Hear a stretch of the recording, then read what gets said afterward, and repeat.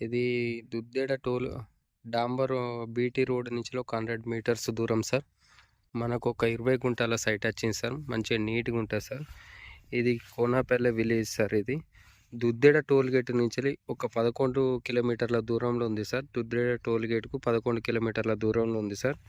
డాంబర్ రోడ్కు ఒక 100 మీటర్స్ దూరంలో. దీనిలో ఒక బోర్ ఉంది సార్.